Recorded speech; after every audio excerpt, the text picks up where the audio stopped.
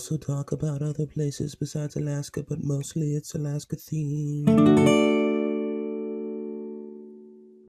Alrighty, folks, welcome back to the Mushing Alaska podcast.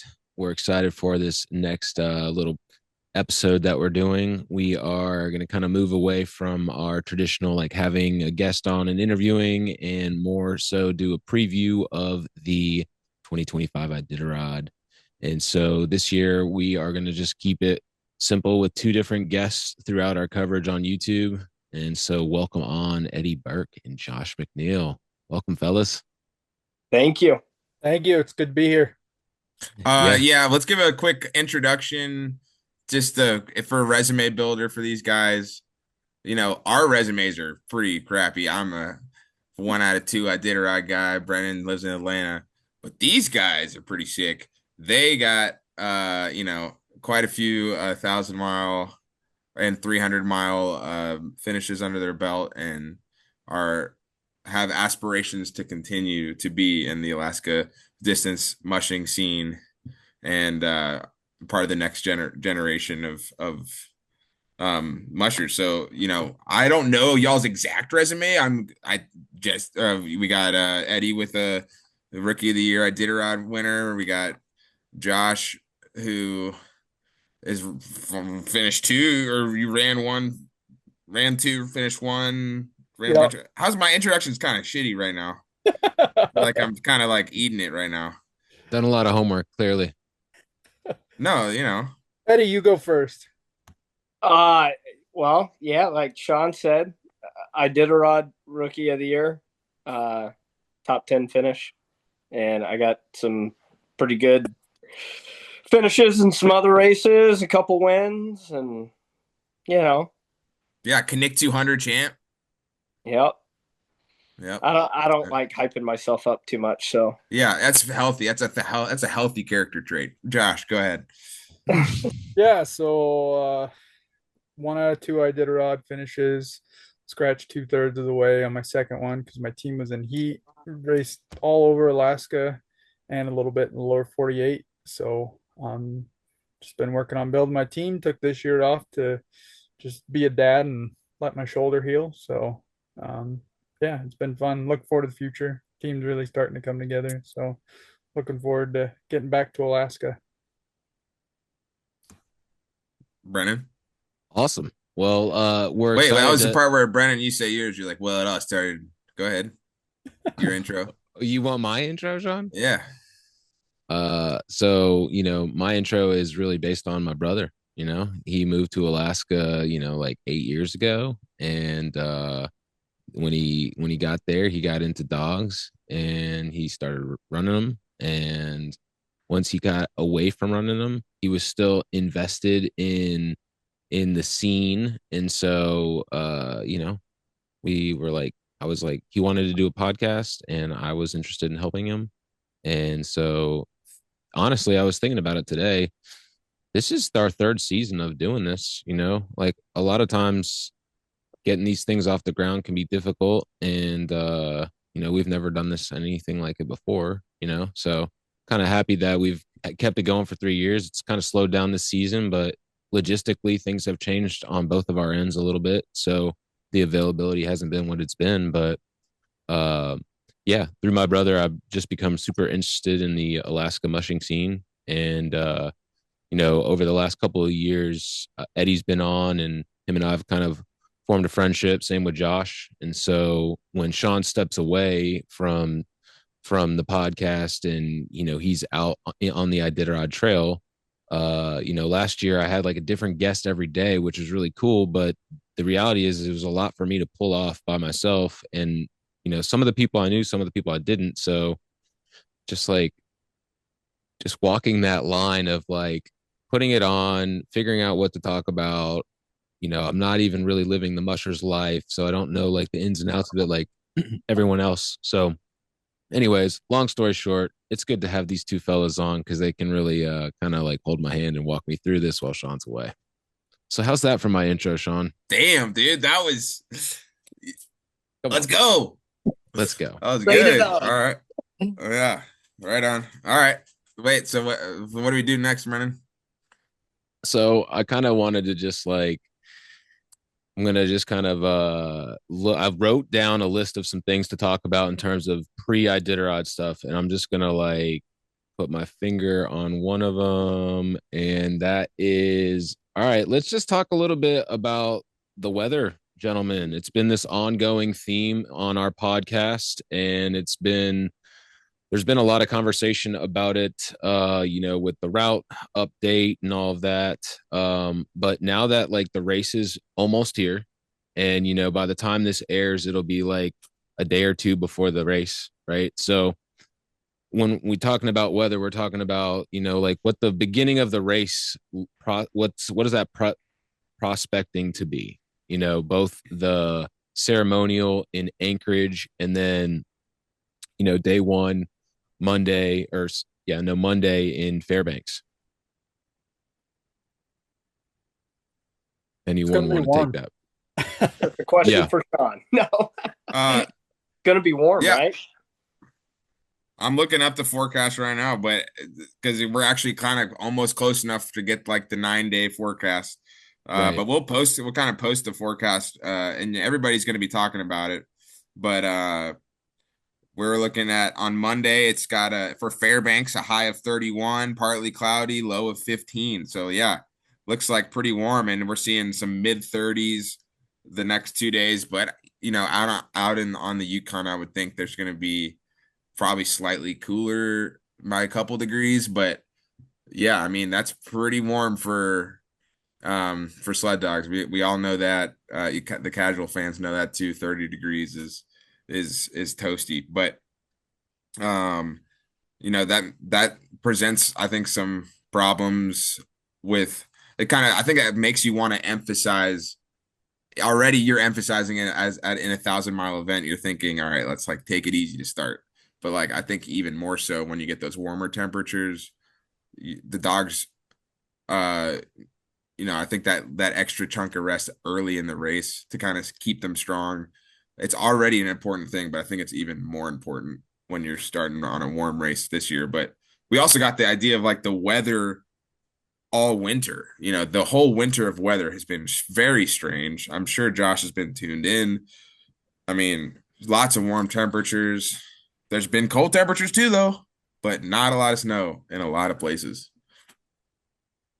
Yeah, what I'll be most interested to see on the Yukon is with the warm temperatures, how much overflow there's going to be. Because if it gets above freezing and it starts raining, there's going to be a lot of water on the trail. The trail is going to become super soft, and that will, definitely play a factor in how teams do, and how fast they're able to travel. And I think it's just so interesting because the last time we had a Fairbanks start was actually the year that I was a handler, and it was 40 below at the start, and then the first night it was 55 below out on the trail out towards like Manly. So it's definitely going to be a way different race this time for sure. And yeah, the weather's going to play a huge factor. Always does. So let's talk a little bit about the field. There are more rookies than there are veterans of the race. And so let's just start with that sentence in itself. What are your thoughts on that? Like, why is the race first of all, the race seems to have lower numbers, and that's been a trend in general, but like, dang, there's so many rookies. So on one thought, it's like, damn, that's impressive. There's a lot of interest. There's a lot of people that haven't done it that are now doing it. So that's like one side of it. Then the other side is like, man, there's not a lot of vets that are in it. That I don't know. I'm just what are your all's first thoughts when you hear that? Eddie? Yeah, I like you said, Brendan, it's a good sign, as far as the high number of rookies. And it's kind of surprising. You're like, oh man, where are these people coming from, And so it's awesome to see new people coming into the race. And I guess on the veteran side of it, it's, there's a lot of mushers that are taking a year off and doing different things. And I think we'll have, a lot of these veterans back in the future, but it just seems to be kind of a weird limbo year. I don't really know how to explain it, but I mean, I feel like there's potentially a little bit of a generational shift happening in mushing in general. And, there's that too. you know, and then you've got, of course, we've talked about this many times on the show, just the price of mushing has exponentially increased. So, you know, you could just be like, oh, cool, the Iditarod. I watched Nat Geo documentary in 2007 or 9 or whatever that was. And you're like, I'm gonna get into mushing. You know, it's not that simple, and there's a lot more barriers to entry. You know, of course, but that you know, Yeah, and it's becoming a lot more difficult to become like an every year musher. You know, people got to rebuild the finances, and I mean that's one of the reasons why I'm sitting out this year. It's just, you know, you fork over, you know, 30 grand just to run the race. You got 100 grand into the entire season, you know, or year just to maintain and fund your kennel. It's a lot. So, you know, I think a lot of mushers are having to take that year off or 2 years off to kind of rebuild the bank account and get sponsors together, and that way they can fund another Iditarod. Yeah, and I mean, I think if you look at it too, like, I mean, Eddie, you've seen it living in South Central. It's like if you're a musher living in South Central Alaska this year, like you're having to travel to get any sort of training in, you know, so that just adds more to your expenses and more to your time where you just can't come home and jump on the sled and go for a training run. You're having to load up and, you know, drive an hour or two just to get any sort of decent training in. So that makes it even more difficult. So, but it is good to see all the rookies, and you know, a lot of the rookie field are people that have attempted it previously and scratched. So it's awesome to see that didn't deter them away, and that they're coming back to try it again. So Yeah, that's how really many great to see. repeat rookies do we got out of that off the top of 62? the dome, I'm thinking first two names are Connor McMahon and Quince Mountain. I think I counted. We Brenda, got Bryce Mumford, I think 5 is what I counted. Brenda Mackey, Brenda. Yeah, um, Calvin Calvin, Doherty. yep, yeah, yeah. Um, I two of those maybe people, six. their last run was with me. It's like quite a long gap. Brenda and Quince in 2020. yeah. No, so it's great to see that they're back as well. So, and then Yeah. obviously a lot of the familiar faces too. Yeah, I mean, I don't know. Like, it's interesting. Like Brenda, for example, when you look at just the different levels of rookies, in which there's just such a big, like, just a wide spectrum of them. You know, you got Brenda Mackey, whose husband finished the Iditarod last year and had some of the faster run times in the entire race. You know, she's got a really good, strong team. Um, and then you've got gosh, who was I gonna say? Um, oh, Quince. I was like, well, I don't know. You know, Quince. I know that him and his uh partner have. I've seen them up here training on the Denali Highway a lot when I was back in the scene in 2020, 2021, 2019. I saw them out on the Denali Highway all the time. They were out there training hard. I haven't heard I haven't been like following their corner necessarily, but you know, usually that stuff kind of comes trickling in, and I haven't really heard much about, you know, how they've been training and what they've been up to. And so I'm just kind of curious to see them out back on see them out back on the trail and stuff. So you just Yeah, I but think there's like a lot of people that's quietly training. You don't really know like what have they been up to. And it's Mhm. exciting just like that you're gonna see them. They're gonna be right there, you know. the rumor on the street is Quince is getting Hunter. Well, Ramey ooh, Reddington's dogs. Hunter Keith's, you know. Oh, So, what? nice. I like Oh, that's that. some Some good good goss intel right from there. Eddie. Yeah. There we go. Okay. so All he'll be right. getting Nice. 10. Wow. Okay. 10 That's of those. I'm gonna if I might go back to my fantasy mushing Yeah. and adjust some things. Oh, yeah. And he gets Hunter's drop bags too. So Oh, wow. Double whammy. Wait, so Nice. but wasn't he So signed what up happened with? before Hunter Sting? yeah, I guess he didn't get on the Oh, drop but program. well, maybe he like Hunter knew after Cusco, but it wasn't public until after drop bags. But I bet you they Right. talked and stuff. So yeah. Okay. Wow. That's really interesting. That So, is yeah, actually pretty wild. Yeah, They'll Yeah. have 10 good ones. for sure. So, so I want to get into kind of some Sean, you and I can kind of go back and forth to kind of like spur the conversation, but you know, coming into the Iditarod, like maybe some of the top storylines, you know, within the race. And, you know, like, so all started out, you know, we have only two former winners in this year's lineup, right? So you got Mitch CV, Ryan Reddington, and I'll just start with that. What are we anticipating from the two of them, our former winners this year? What do you guys think?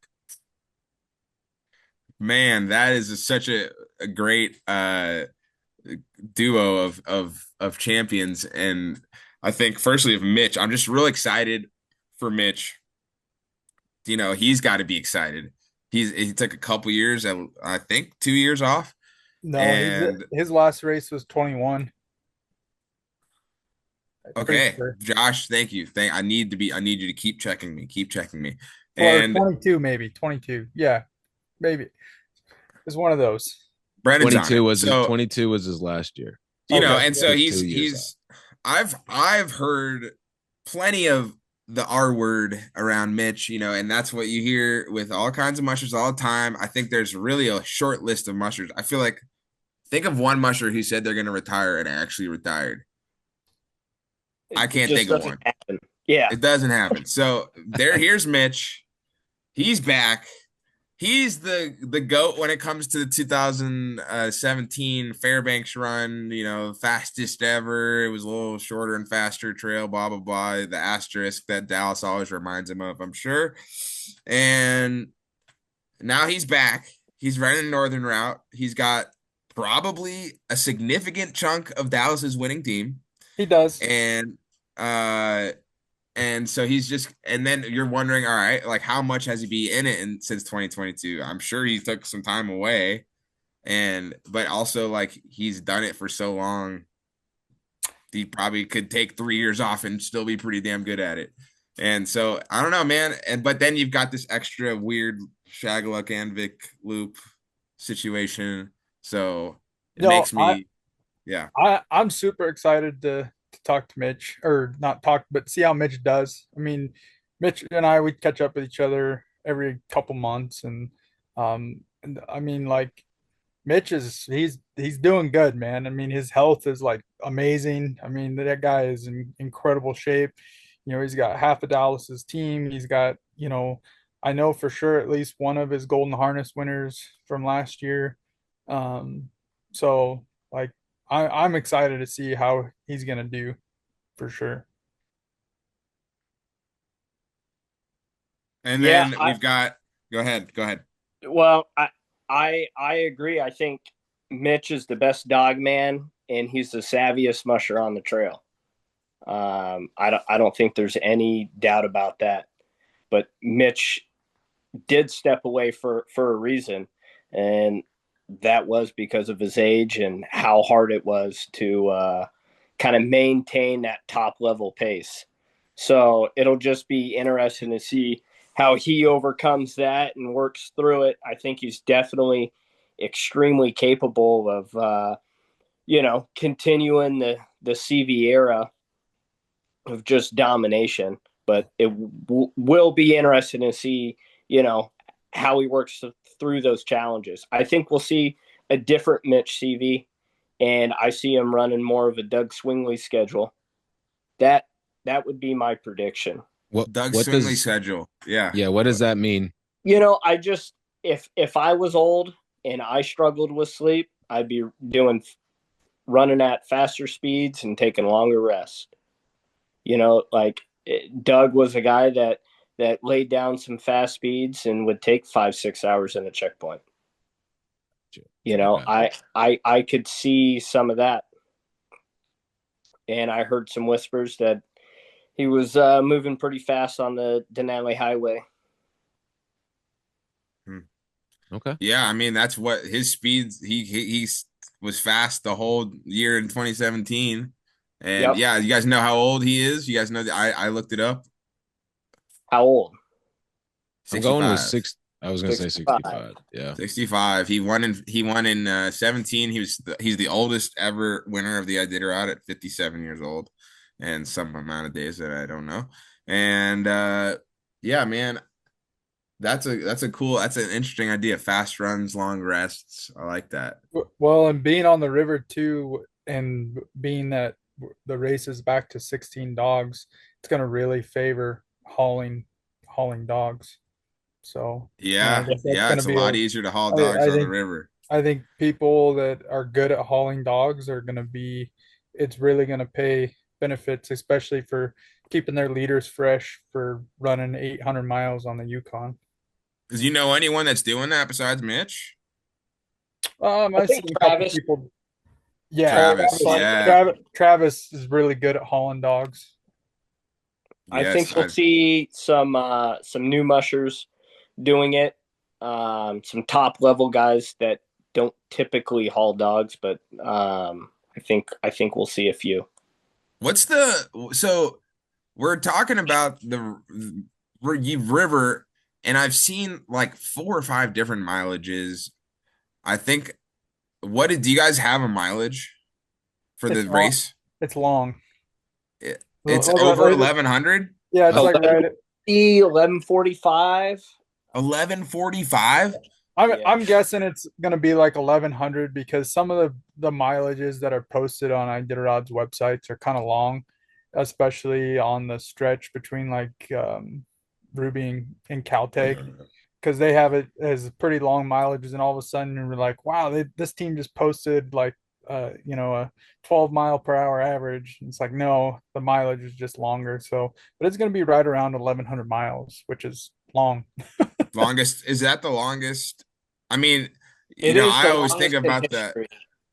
Yeah, I think about I think that if you're even a not so casual fan, you've seen these mileages all over the race. The 1,049, and people are like, it's 1,049. I'm like, yeah, it's no, but 49 state. That's what get it. I don't know. I don't understand, but this is more than that. Yeah, that's pretty wild. And they've done the loop down there through Eagle Island. What are the 3 ones? Anvik, Chaglik, and what was the other one? Grayling, yeah. But they have this weird cut over.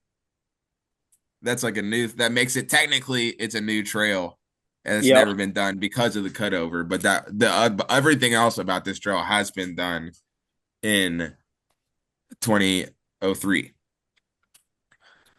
Yep, and I think that extra little loop there down to Eagle Island and Shagaluk, and I think that's going to be a real ball buster for a lot of dogs. Dude, oh my God, that is so true. That's yeah. Let me chime in. It just to kind of take that a little bit further for me, Eddie. Why would that make it, more of a ball buster? That first stretch from Caltag to Eagle Island is not traveled. Eagle Island is it's just a pop-up checkpoint. You got a couple tents there.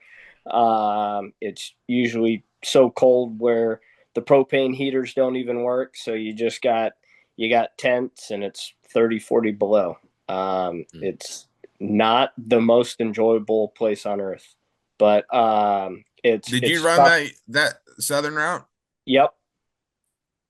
Yep, so I'm familiar with that area, and it can be tough traveling through there. It gets, a lot of snow, a lot of wind, real drifted trails. And like I said, with real, no base. So that's going to be a tough stretch.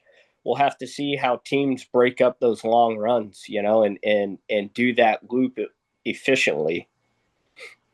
And then, like, as the race progresses, the follow-up question for that is, like, as they're coming back around, I know you're talking about there's a different route, but, like, will teams be, like, mushing next to each other and going opposite directions? Yes. Or will it kind of be... Yeah. Yes. Okay.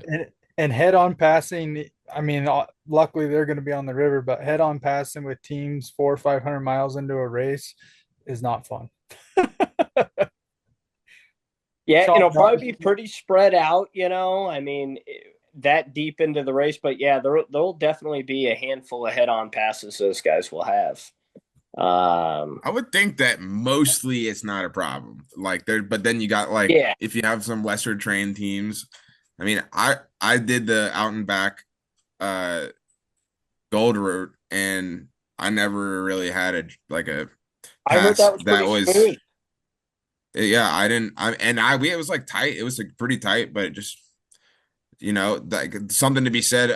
Like on the other hand, Josh, is like, because they're 500 miles into the race, they're not like ready to, who's those little bastards passing us? And we're, they're not gonna. They may be less prone to have some kind of. What one thing I've thought about too with this route, especially with some of the more experienced teams and their dogs have been to Nome quite a few times, is the dogs know where they're at. So I just am really curious to see, like, they get the cow tag and the dogs know where they're at, and then they go back onto the Yukon and they're gonna look around like, what the heck are we doing? So I mean, I don't think it's gonna be that big of a deal, but it's just something I thought about. That is interesting. They definitely will know. They're not gonna, if any dogs ran this route once, from Ruby to Unalakleet, they're gonna take the note. They'll be like, excuse me. The question. Hi. Yeah, Wheel Dog here. And so just to kind of follow up on that, like, I mentioned Ryan. You guys didn't talk too much about him, and that's okay. But I guess I'll give like my thoughts. Going into the race, in the shorter races this year, I haven't seen him do as well. I'm wondering, like, is that because he's got a younger team? Is that because he's kind of like not really as concerned with those races as he is with Iditarod? Do you guys have any thoughts on just like where Ryan's team is heading into the race? Got a feeling Eddie's. Yeah, I think if you look at those races like Copper Basin, I believe he had 3 teams in that race. So he had 3 teams in the Copper Basin. I think he had 5 teams in the Kinnick 100, like another 4 in the Kinnick 200. He's really divvied out his kennel to his handlers. And when you're putting that many teams into a race, and he also had 2 in the Cusco, so it's like you're splitting up the talent, and you're trying to provide everybody's team with leaders and good team dogs. That way everybody has a successful race. So, we haven't seen Ryan put together an A team and go to a race this year. So he have a lease team in the Iditarod this year too, Eddie? Yep, and he will have a second team. Daniel Klein. Iditarod. Yep, Dan Klein. He'll be taking them to Nome. But, he is training. Well, I know at one point throughout the season, like at the Kinnick 100 time, Kinnick 200, he was training 50 dogs or like 52 dogs. He had in training. What? That's so, that's insane. Yep. And he had 50 dogs in the race, I mean, they should, like, if Brennan, typically you're training for Iditarod in the 20 to 26 dog is like a luxurious thing. Like 26 is like, wow, you have it good. Dude, 50 dogs trained up to pick 16 from. And not, obviously he knows, like, I got a handful of yearlings in here. I got, a group of 2-year-olds. Like, they're not going to be going with me. Like, so, I'm sure his pool is more around like 24, like, you said, but Okay. he's got a lot of dogs in training. That's for sure. But I just think we haven't seen, really great finishes because he's divvying up the talent. He's got multiple teams in the race, but I think Ryan's going to be a top 3 finisher. I think his team looks really good from what I've seen. I've seen him out there at Montana Creek just last week training, and that team looks dangerous. Okay. All right. Our first They, little hot take. I like to hear it. yeah, they look really good, and I think this route really favors Ryan and his team. And he is not is he a musher that will do the hauling of dogs or no? Ryan might here and there, maybe a leader or something like that, just to keep him fresh. But he's, from my knowledge and his, from how he's raced in the past, he's not really a dog hauler. Okay, cool. I mean, I would say Ryan, like, the idea that he could be a front runner. I mean, has he ever been? I know that he like defended his title the second year, but like we were like, all right, like he finally broke through. But like it's kind of cool to hear him, like he really does feel like a front runner based on what Eddie told me. Like I didn't know any of that stuff. And that's I would love, I think that I wouldn't have put money on, well, Ryan, I'm sorry if you're hearing this, but I wouldn't have put money on a second Iditarod for him, so I think win. So, I think that's kind of, I didn't know all that stuff. So now I'm He's like, oh, hungry. okay. Like he's motivated. Like the guy's hungry. Another musher was like, oh, I thought he was kind of like maybe in John Baker mode, like win the Iditarod, and then now it's just kind of kick your feet up and go have fun. But no, he wants more of those trophies. Nice. All right. So anyone listening who's still trying to formulate their fantasy mushing squad, we've got some great intel here tonight.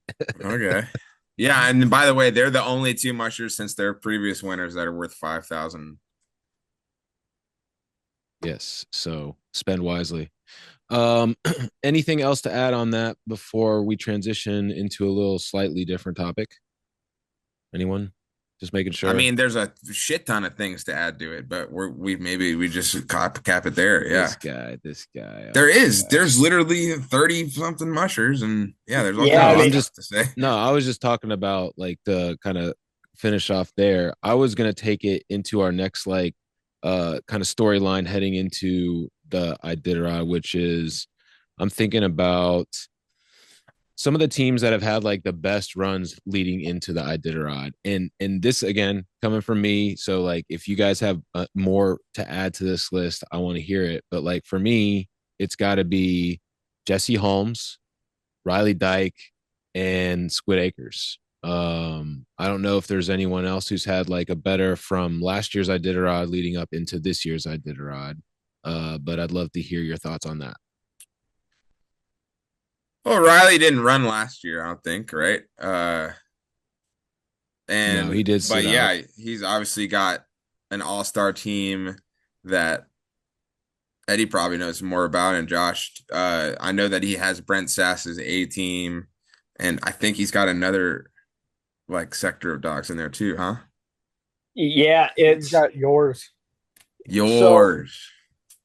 So he, and some of them he's raised as well. So like I think it's important to give Riley credit on that. These are dogs he's raised up in his yard. That he's bred. What are the your dogs? This other portion of his team, he did buy. There's a couple, I think, of those your dogs in his team. But most of the rest of the dogs in his team are dogs that he's bred up and raised in his kennel. And there's definitely a core group of some Brent Sass dogs in there that are real phenomenal. But I think he's got, I want to say it's almost like a 50-50 mix. And that's what like he brought to the Cusco, and what we saw him doing really well in the Kinnick 200, the Kinnick 100. He has a good group of mixed dogs there. That's fascinating. I'd heard yours, and I was like, in my head, I was like, well, I mean, it's been a while since he's ran. He can't have like a super. He bought a group of 2-year-olds when Yor was selling out, and I'm not sure how many of those are really left in his program. Yeah, and like 2-year-olds, like even if they're your Iditarod champion, yours dogs, like they're 2-year-olds. It doesn't, they have the raw materials, yeah, but like they still got a lot ahead of them before they become, that capable. So yeah, so having half Brent Sass prime proven dogs, and then is a huge deal to fill out. But like, and then he's got, I mean, Riley is a great musher. His 8 are really like top, almost if not top tier dogs, So if you're talking about his best 8 and Brent's best 8. Well, yeah. And I asked him, I'm like, well, how do your best compare, to these Iditarod champion finisher dogs? And he was like, they're the same. He was like, they're equal as far as talent. And so, I think he doesn't get like the credit he deserves, like people are like, oh, well, he just got second because he bought Brent's team. Well, it takes a lot more than just buying a good dog team to have good finishes in a race. There's a lot of examples of that you could go back and look at. How many times have we seen mushers get the A team and do mediocre at best? Yeah. And so, what are your thoughts on the Squid team and the Jesse team? Obviously, Jesse's had a lot of momentum over the last few seasons. I feel like Sean and I have talked about it on an episode or two before. Like, in some eyes, he might seem like the front runner, not the front runner, but like a main front runner. I don't know. Like, I'm always weary to put a title on it, because like I'm not trying to do that, but we are just kind of talking about it and BSing. I'd say he's a crowd favorite. Yeah, that's a good way to put it. Yeah. Josh? No, I mean, he's obviously, Jesse's matured a lot, in his racing career. And I mean, just thinking about running the river and just the training that they like Paige and Jesse do out on the Denali Highway. I think it's going to actually really help favor their race, just because the Denali Highway is so wide and open. It's kind of like the Yukon. Obviously Jesse had a great, won pretty handily in the Copper Basin, and Cody, as a rookie in the Cusco had a really great race. So, they both did great last year. Paige had a top 5 finish. So, I think they're both going to do well. One person that I think is missing from that list is Jeff Dieter. Jeff was 4th last year.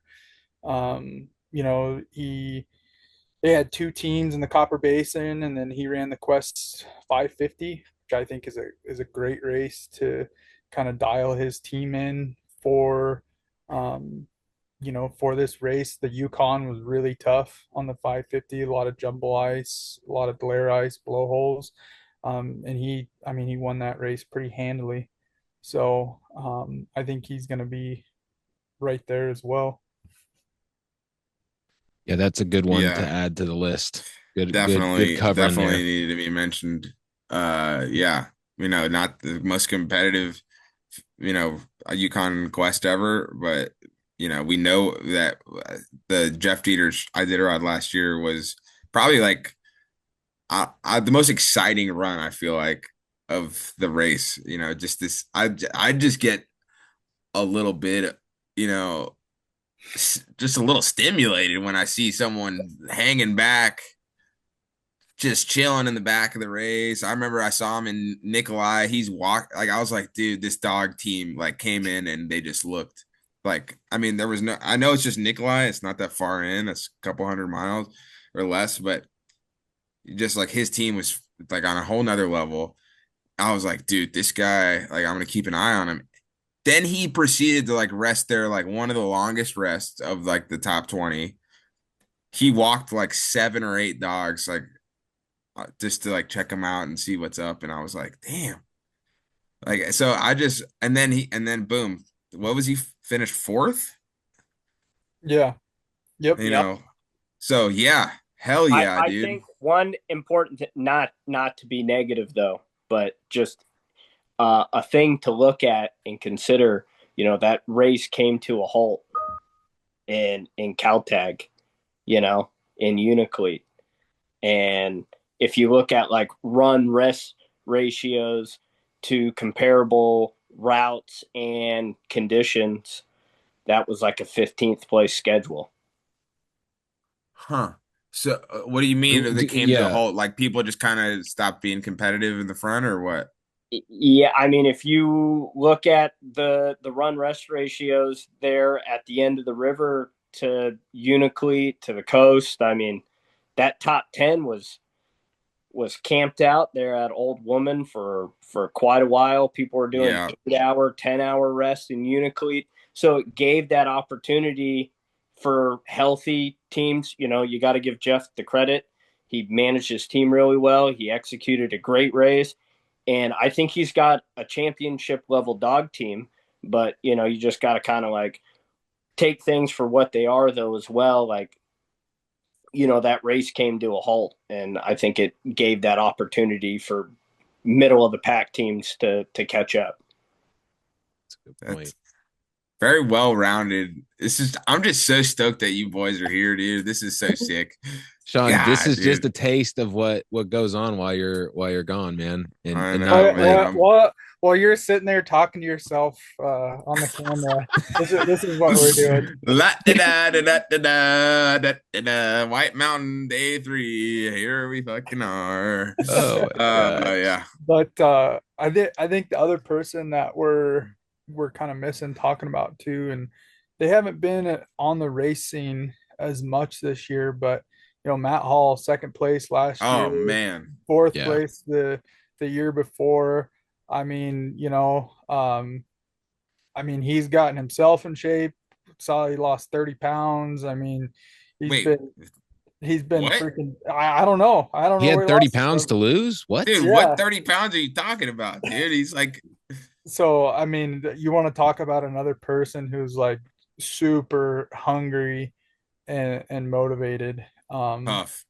Yeah, and just and he's done it. I mean, he's won the quest, so and he was right there last year, a couple hours behind Dallas. So there's no Dallas. He's hungry. Yeah.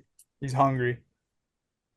Yeah, that's the problem. If you to me, you could put him as, I don't know, if you had the seed, like Brendan and I love watching tennis tournaments, and they're seeded players, and yeah, I feel like you could make a real strong argument for the number 1 seed being Matt. I agree. I like that. I like that take. I like our list there. Paige, Riley, Jesse, Jeff, Matt, and we talked about Mitch and Ryan. That's the winner's in there. That's 7 of your top 10 right there, and there's a winner in there as well. Yeah. So yeah, that's been good covering that. So one thing I want to do is let's also talk a little bit about these rookies. All right. And so like while you guys were talking about these some of the folks that are kind of top teners and potential to win it, I was writing down this rookie list, and like last year Sean and I, we actually the last few years, Eddie, you pointed this out to me too. We've had the rookie of the year in the Iditarod on the podcast. That being Eddie back when he did the race, and then we had Josie Tier. What is that? Josie updated to Josie. What's her new last name? Shelly or Josie Shelley. Kelly? I think it's Josie Shelley. It's bad that Yeah. we don't know that off the top of our head. Oh. Um, and so we've had Connor on, but he ran it already. We've had Keaton on this year. And so we Calvin was on, but like you can't win rookie of the year if you've already attempted it once. Is that correct? Is that what the rules around it are? Correct. Yep. Um, we've had Mike Parker on. That is an interesting one to maybe consider. I think when we had him on, we talked about how he's got a very well-rounded mushing, like long, gradual mushing timeline of just quite a number of years, done sprinting, done the distance. He's taken his time. He's he's a very experienced rookie. You can't argue that.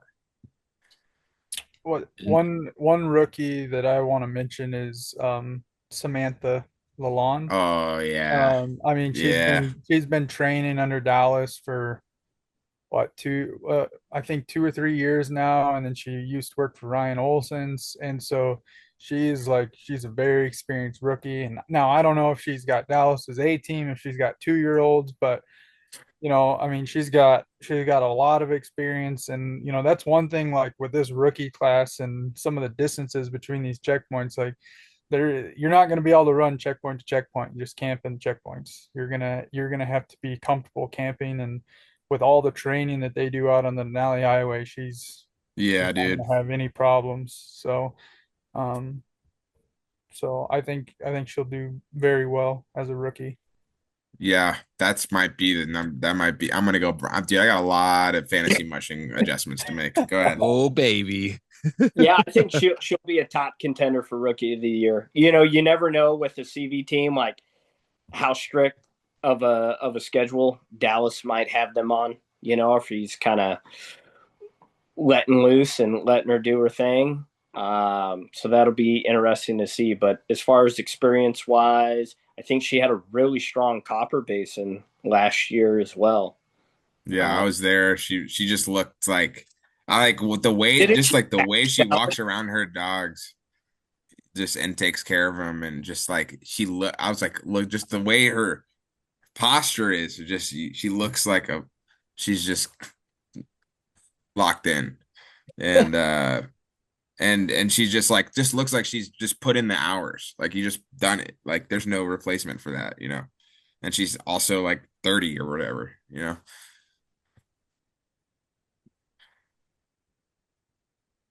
So Who else do we have on that list?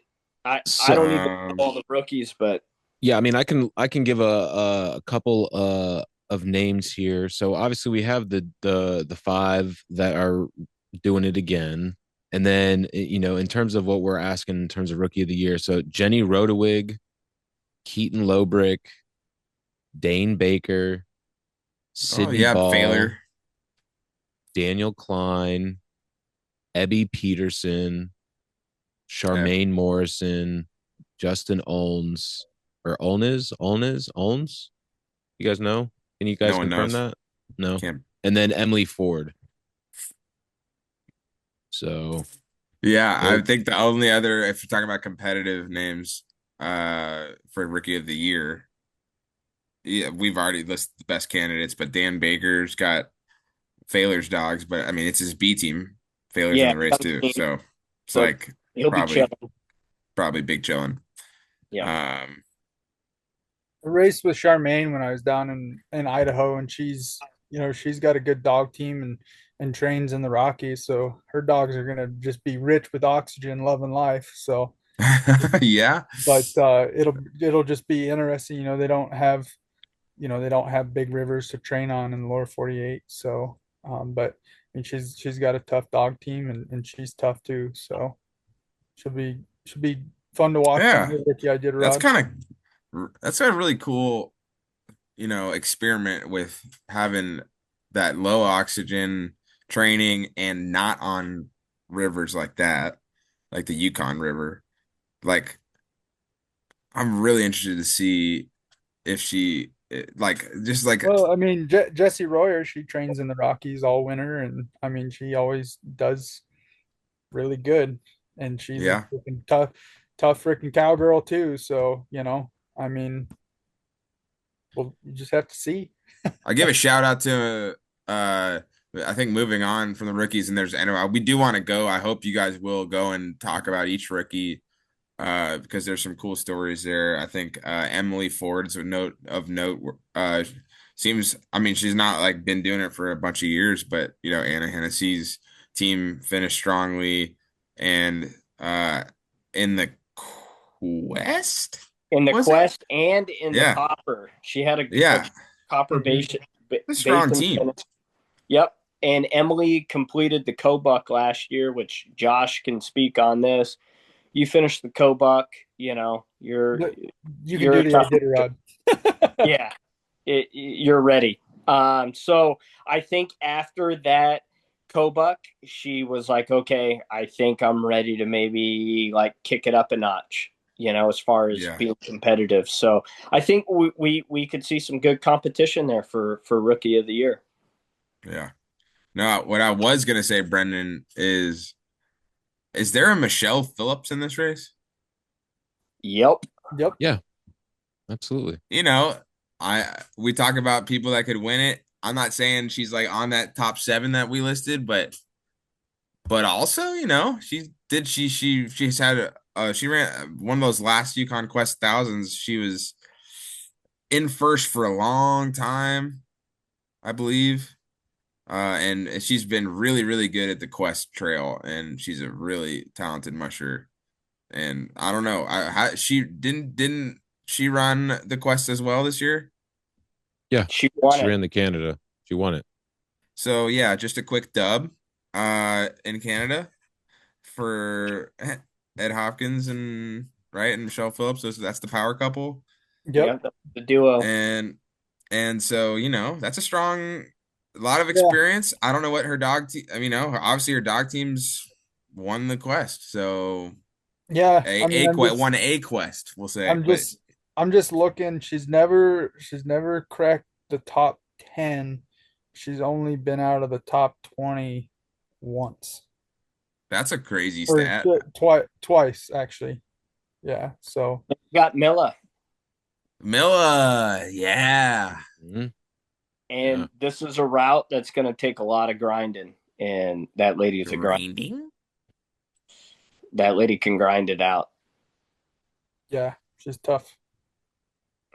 Yeah, she's gonna send it. I mean, she sent it last year, I feel like, and then got her own physical illness, and then she still like finished pretty strong. Top Uh, 10. yeah, she's fierce. So yeah, and she's been training steady. Yep. So I want to ask you guys, kind of get off the mushers for just a quick second. Man, we can just move on entirely. It's fine. Yep. So thank you for directing this, Sean, while I'm trying to direct I it don't at the know. same I'm just time. saying. Appreciate that. I'm just So saying. in the last couple of years, we've seen some issues of dogs getting to the river and not reacting well, or getting to frozen water, and it starts like making noises, and dogs are not doing well with that. With the race being so heavily and primarily on a river and frozen water, like, are we going to see some of those issues this year? Or do you think because it is so much travel on that, like they're not going to have a choice? They're going to have to get used to it early on. Like, what's the talk about that a little bit?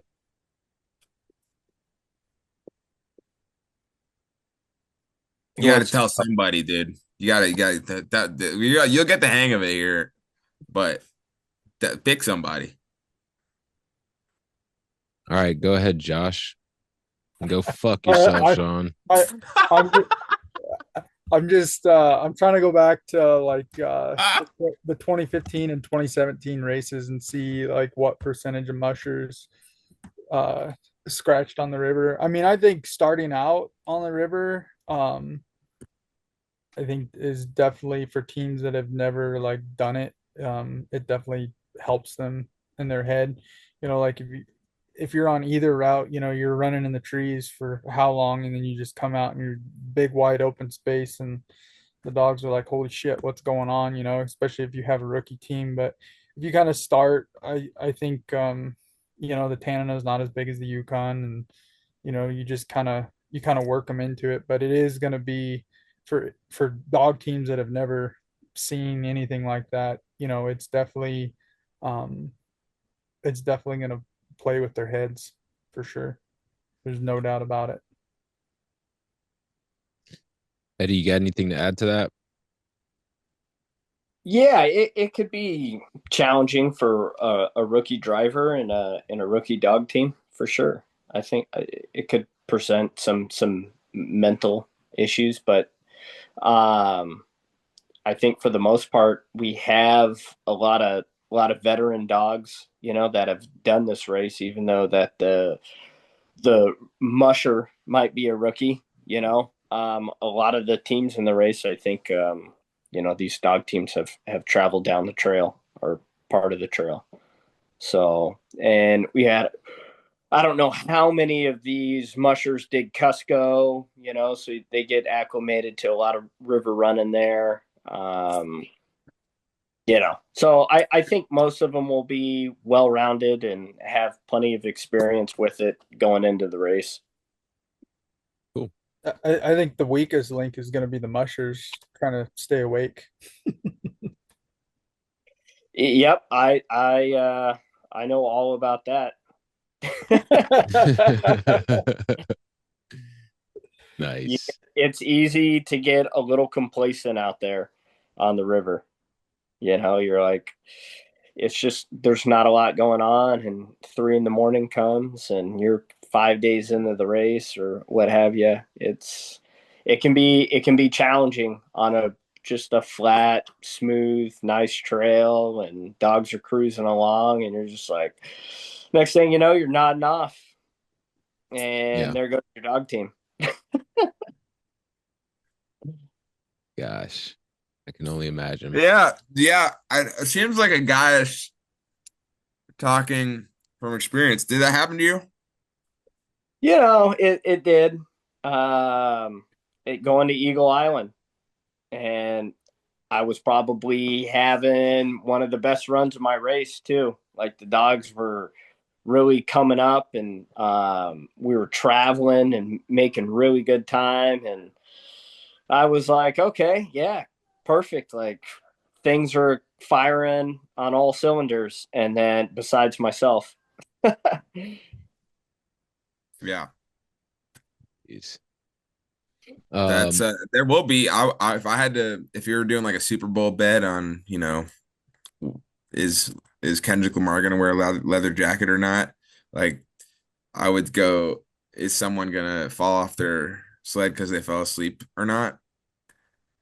I'm taking the over. I'm going yes. I think that's gonna happen. it, You it hope it happens. doesn't. You don't want it to happen, but It happens every year. And, you know, last year, I think 5 mushers lost their team.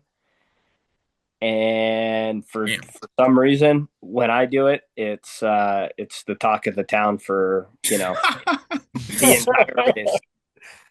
When it happens to 5 mushers in last year's race, you don't even hear about it.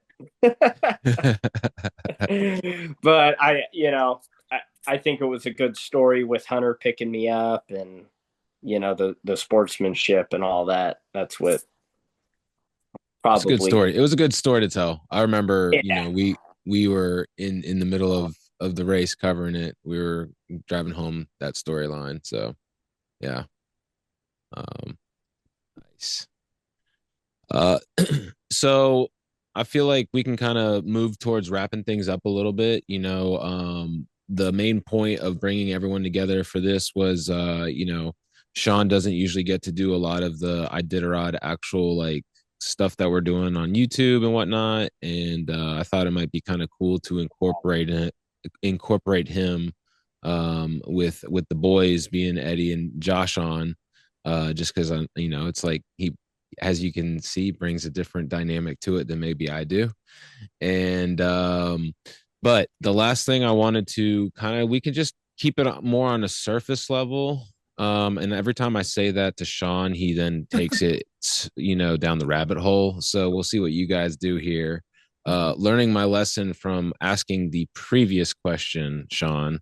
I'm curious about this year's race strategies and what we may or may not see. We've kind of talked a little bit about some longer runs. We've talked about hauling dogs. We've talked about a lot of the race being on the river. And so I'll pitch this off to you, Eddie, first. But what are we going to see this year that may be different in terms of some of the racing strategy? Well, it's going to be unfamiliar territory for a handful of mushers, that's for sure.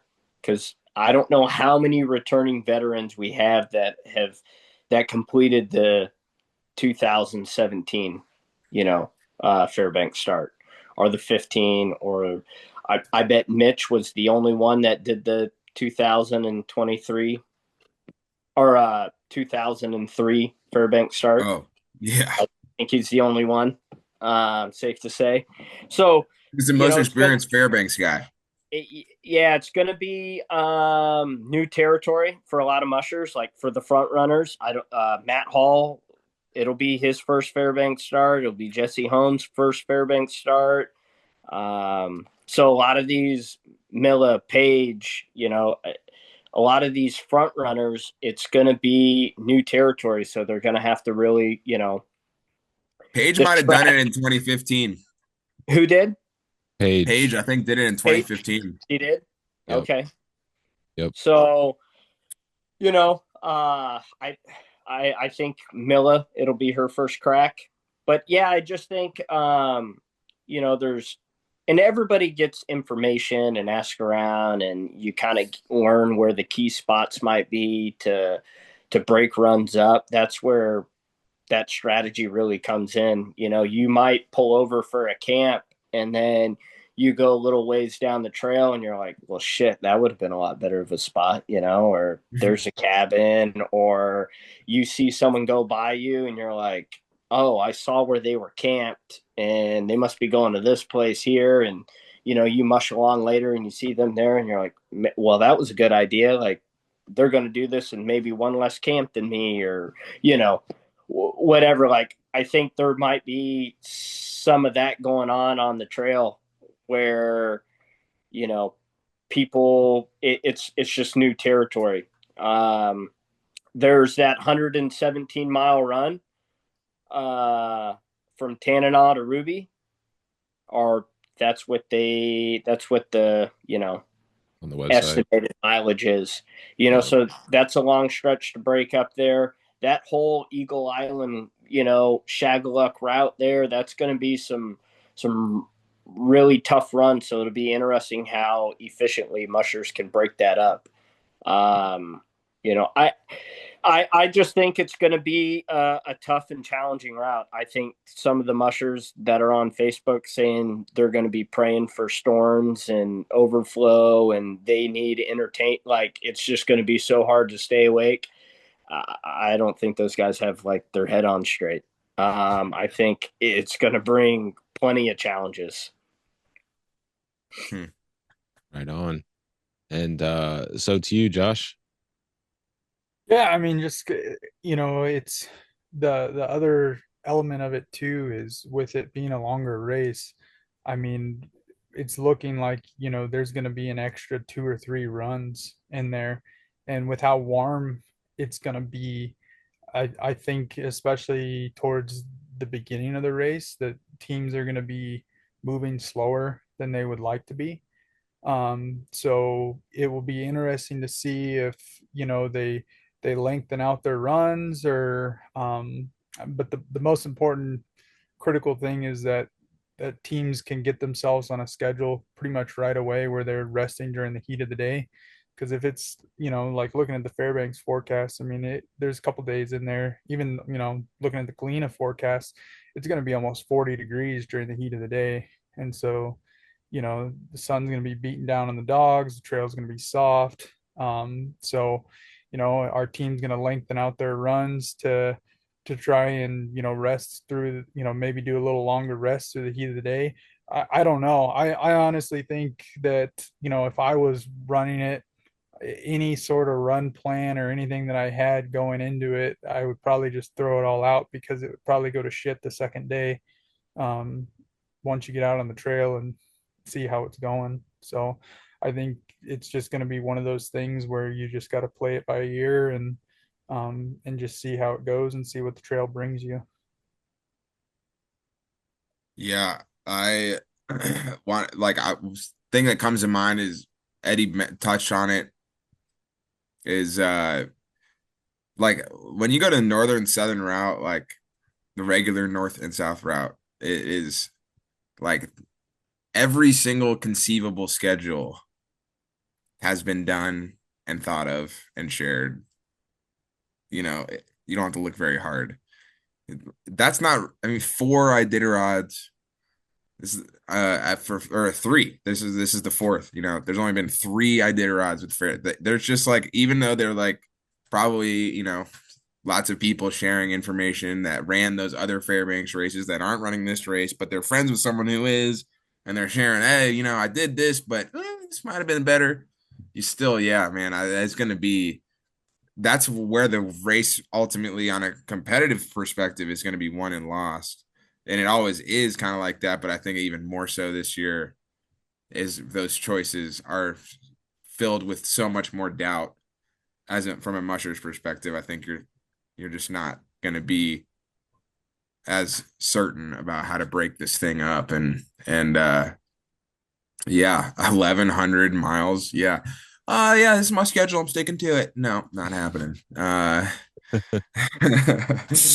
Yeah, especially with that heat, there's like, there's kind of typical schedules, or people are like, okay, you go Fairbanks to just past Nenana. There's a farm field there, that you can pull off to just 10 miles, 7 miles outside of the Nenana checkpoint. Then you go from there to Lobana, which is another 50 something miles. And that's like a hospitality point. But like Josh was saying, with this warm weather, those 6-hour runs now, 5 to 6 hour runs, which, is pretty common schedule where a lot of people like to keep their team at the beginning of a race.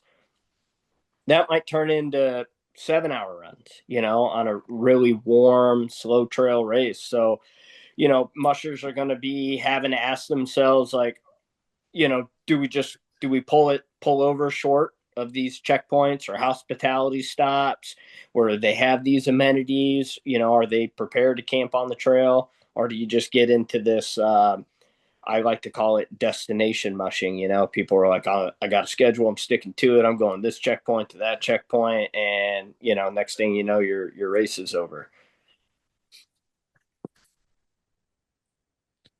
That's interesting about the camping spot. I didn't know about that, and Eddie lived in Indiana for a long time, quite a few years. I don't know, 3 years, 4 years. What was it? Yep. 2 years. Yeah. 3 years full time, and then I spent another year up there before I came on like full time helping out and stuff. So you could say 4 winters. Yeah. It was like, that farm spot seems like a great idea on a regular year from Fairbanks, but yeah, I mean, that'd be kind of a pretty bold move if it's 35 degrees. And man, I forgot about the sun, dude. And you're going to be so long, but it's back. Yeah, you're going to be in that wide open river, just sun shining down on you. It could be a really just kind of slow run, and then to blow the Nenana checkpoint, which is really nice to do because there is quite a bit of traffic there. It's on the road system. You're going to have a lot of fans there, hustling and bustling. It's not the most ideal spot for mushers to take like their first rest and get on that schedule, like rest themselves. You don't want to be like me and go all the way to like you're 24 with only 2 hours of sleep, and that's how you lose your dog team on the Yukon. So let me ask you this, Eddie: if you were to blow through Nenana, are you and go 10 miles? Are you doing just a solid run to Manly, or are you stopping again? Because I know. No, I think you would. I think to be smart, you would have to stop in Tolovana. So, you would need to pack up your straw and head to Tolovana. Yep. And you're going to have to do another camping trip. And then I would like to get outside of Manly. That way I can move on past Tanana and to shorten that run over to Ruby. Yeah. I think that's where that experience, like Mitch and Dallas have proved they're the savviest mushers and they can break down a race. And, like Dallas is a pro at breaking down the coast. He'll do it in one less camp than a lot of the second and third place mushers. He's just, they know how to inch down the trail. And next thing you know, they're 3 hours ahead, 4 hours ahead, and that's what I was kind of getting at on that Eagle Island, that whole Shagaluk loop. Like there will be a way to camp and blow those checkpoints and do that loop and probably one less run than your competition might, and there's a 4 hour lead. Yep. If you do it smart. So that's where, I think that's what makes this race really interesting. Just scratching the surface, man. Yep. Exactly. Scratching the surface. Now people are going to be rewriting their schedules. Yeah, I don't know. This is coming out probably the sometime between the ceremonial and the restart. Well, and go ahead. I was gonna say this will be a Friday release, so we'll have this Friday. Then people can watch the start on or the ceremonial Saturday. The boys and I will go live Sunday, and then that'll get us to the start at least. Well, if we're wrapping up, I do want to, before we wrap up, just hear a little bit from Eddie about the for Rondy Invitational. Yeah, dude, let's hear it. For Rondy Invitational, it was a whole 3 miles of I think it was closer to 4. It was like 3 point something, but it was a hot, nasty, fast-paced race there. Dual starts. They had like heats of 5, so you had a lot of head-on passing. You had like the drag, starts side by side there. It was a lot of fun. Tons of fans down there. Alaska, what is it? It's ASDRA. So Alaska Sled Dog Racing Association.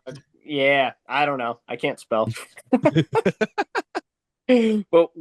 ASDRA, they are the ones that put on the event, and I gotta say, like, it was a extremely well planned out event. Like the way they staged us, the dual starts, and then they would do like a single start after that, and then a dual start, and they would have it in 2-minute intervals, and it just like ended up working out perfectly. Like it was a really well run event. Like I said, lots of fans down there. It was a lot of fun. It looked like a blast. I mean, 3 teams passing on Cordova Hill. I mean, that was awesome. Yep. And I think it's like, for a spectator, like how much better does it get? Like you can sit down there at Cordova Hill and you get to see multiple teams being passed, going up, going down. Like it was a great opportunity to like really get a up close, look at sprint mushing. Lots of action. And, like I got a distance team. I got Alaskan Huskies. I'm racing against Euro Hounds. So I figured I'd be in last place. Somehow we got 10th. But, I was going 17, averaging 17 miles an hour, a little over 17 miles an hour Yeah. for each run. That's And insane. those guys were going 20 to the winner was going like 21, 22 miles an hour average. Dude, what were your dogs? What were they telling you? Dude, the thing, I didn't really know what they were capable of because I'm training for Cobuck. I'm putting longer miles, doing longer runs, slower speeds. And I figured, well, a couple days before the race, I'll just do 1 4-mile run with them and just kind of see what they look like.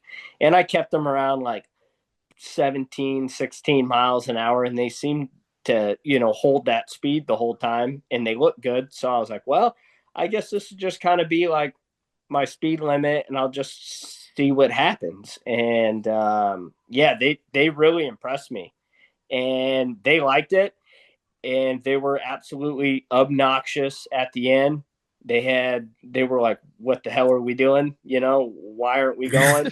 And it seemed like the next day we had a faster trail or a slower trail, but we had a faster time on day 2. And it seemed like they were like, okay, we know what we're doing. We know where we're going. And they were hauling ass. The third day I ended up having a tangle, which cost me some time. But we were moving faster on that third day. Like I was setting up to have probably my best run, but things happen. So it was a great time. I don't think I'll ever be a serious sprint musher. And I'll stick to mid distance, but it was a good experience. What place you finish? 10th.